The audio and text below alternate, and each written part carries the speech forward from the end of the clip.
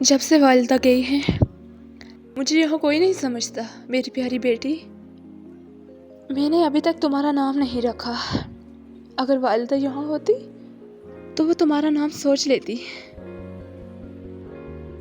مجھے جیسا والدہ نے بتایا کہانیوں کی طرح پیار کرنا، ان کی طرح بننا، ایسا ہی بننا چاہتی تھی میں۔